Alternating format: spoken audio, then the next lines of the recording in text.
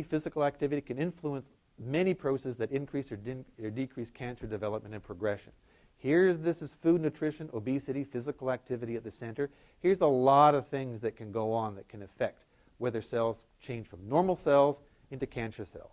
I'm going to talk about one thing, cell cycle, for just a minute, so I can talk about some of the specific things that are at work here. That's the cell cycle. What's cell cycle? I apologize for the complexity of the slide, but it's kind of simple at its heart. Here's a cell that's resting. It doesn't want to divide. It's sitting still. It's fast asleep. It's just carrying out its life and not going on any further.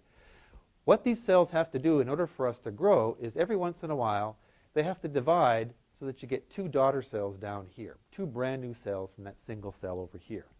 This is a very vulnerable point in the lifetime of all of our cells. If something goes wrong during this process, you can change a normal cell into a cancer cell. And you see there's 1, 2, 3, 4 different phases that they have to go through. In this phase over here, this is called S phase. This is where you have to make a whole bunch of new genes. You've got to have one copy of the genes for each of these two daughter cells, so you have to replicate them all, okay? To do that, you have to have folate. Folate has to be there to put those little me groups on the DNA. Where do you get your folate from? Green leafy vegetables, legumes, fortified cereals, canned goods, breads. This is where all the folate comes from. You have to have that for healthy replication. Down here, too, at each one of these stages, this replication stops if the DNA is damaged. And the cell can either repair that damage, that's a good thing, so that you're not mutating the cells, they won't change into cancer cells. Or, if the damage has gone too far, the cell will just commit suicide by a process called apoptosis. And that's a good thing, too, because if the cell dies, it can't change into a cancer cell. So what helps cells repair, or what helps them commit suicide if they have to do that? A bunch of things down here. Suicide is promoted, and this is the good suicide, remember. So this is promoted by things like lycopenes. Where are lycopenes? They're in tomatoes. Rutins, quercetins, curcumins. Curcumin is in turmeric, for example. David's favorite curry. It's got a lot of curcumin in it from turmeric. Tea, onion, apples, all have that. Resveratrols, you'll be glad to know, it's in wine. Okay? And for those of you who don't like to drink wine, you can actually get it from the fruit themselves. You don't have to have it from the wine. But fruit and vegetables have lots of resveratrols. Hot peppers have the vanilloids in them. So if you like hot food, that's a good thing to have as well. Isothiocyanates, broccoli, cabbage, other cruciferous vegetables. So all of these things help cells commit suicide if they have to stop them from becoming cancer cells. If you want to repair, well, one of the things you can get is retinoids and vitamin A in breast milk, liver, eggs, butter, and whole cow's milk. It's all there too. And vitamin D, fortified milk, fish oil, sunlight. So these are things that help the cells replicate. Now, if foods contain molecules that affect cancer risk, what can we do if we look at associations between foods that are consumed and the risk of developing cancers? I urge you to look this up on the internet. In November 2007, the World Cancer Research Fund and the American Institute for Cancer Research published their conclusions about risks of different kinds of food. This is a wonderful report. And if you want to know about this in detail, that's the place to go. And Julia will be able to send that to you later on if you need it. Let's see if I can get the next slide. All right. Here's this only for lung cancer. Let's just look at lung and one other. What increases your cancer risk for lung? Well, we know it's cigarette smoke, but what about foods? Arsenic is one in the drinking water. That can increase your risk. And interestingly, beta-carotene supplements. So if you take pills that contain beta-carotene, and I won't go into the details about this, but it actually increases your risk of developing lung cancer when you take this supplement. That's a very bad thing to do. But interestingly, probably foods that contain carotenoids, that contain beta-carotenes, if it's in your food, it's good. It actually decreases your risk. And that's a major issue when it comes to food supplements. Generally speaking, this report came down on the side of saying, get your micronutrients from food. Wherever possible, unless there's some very good medical reason, don't get them from food supplements. Don't get them from the extra pills that have the high doses. Get it from your foods. That's the right place to do it. And fruits, of course, do this to decrease your lung cancer risk too. They contain antioxidants like vitamin C. that get rid of very damaging compounds, and they actually stop expression of an enzyme that converts toxins to dangerous forms. So fruits are very good things to have. One other thing here, if I can get this to go to the, oh, there we go. Now you can't read this because of the fuzziness, but this talks about what happens in cancers of the colon and the rectum. Here's the things that are really convincing. First of all, what decreases your risk? Physical activity, very, very important. What increases your risk? The list is longer, I'm sorry to tell you. One is red meat. Red meat is a real problem. And one of the major recommendations of the report is reduce the amount of red meat we eat. That includes pork. That's a red meat under these circumstances. So beef, pork, goat, things like that, you want to reduce. Reduce processed meat.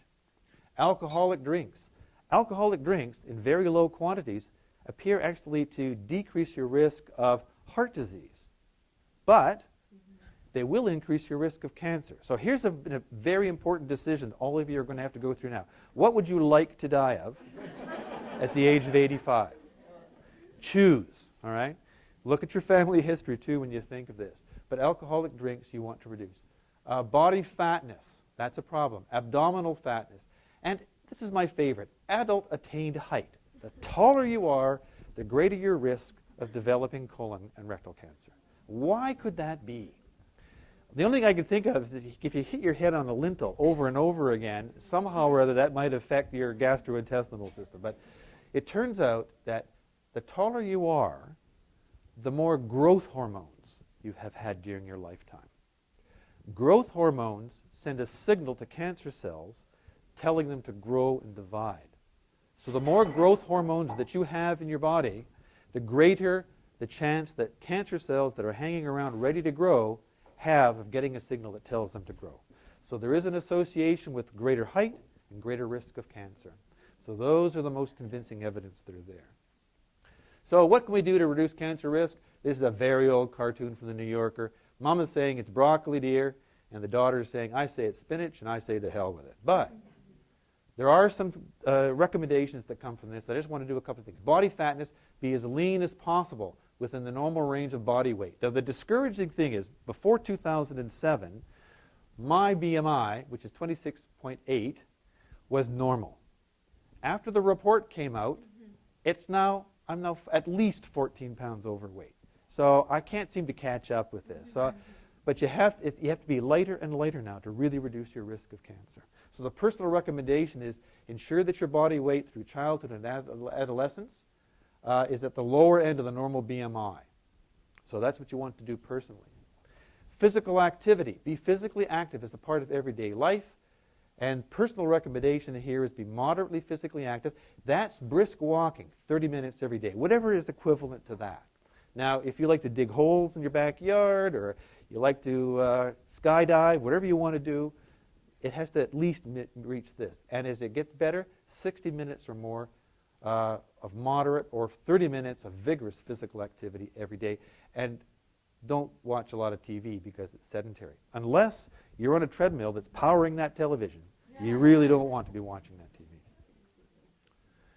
Foods and drinks that promote weight gain. Limit your consumption of energy-dense foods and avoid the sugary drinks. Soft drinks, which I think of as liquid sugar. Stay away from that. Don't have soft drinks of any kind. They're really not useful for you.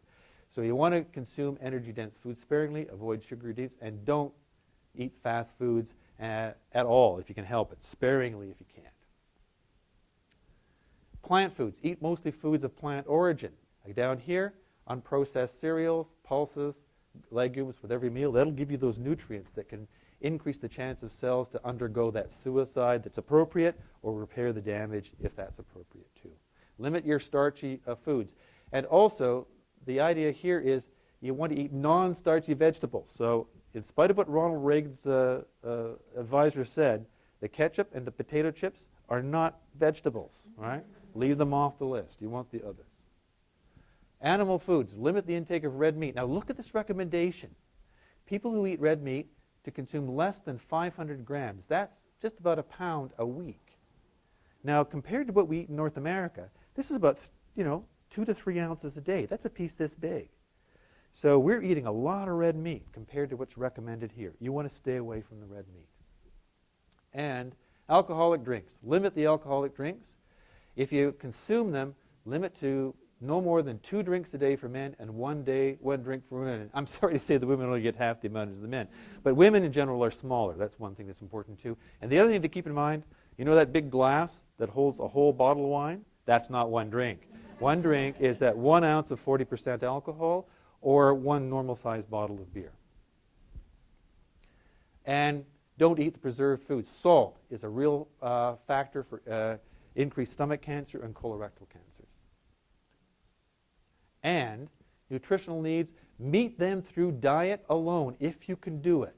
Dietary supplements are not recommended for cancer prevention because of some very serious studies that showed that you can actually increase risk when you take the dietary supplements. However, watch this note down here. This may not always be feasible. In some situations where you have dietary inadequacy or you're ill, various kinds of illness, supplements may be valuable. So you want to think carefully about them, but try to avoid them if you can. So where do we have an opportunity to change risk? Food and nutrition. And watch that physical activity and all the associated factors with it. They can and do protect against cancer before the process starts and afterward too. So I'll leave it there.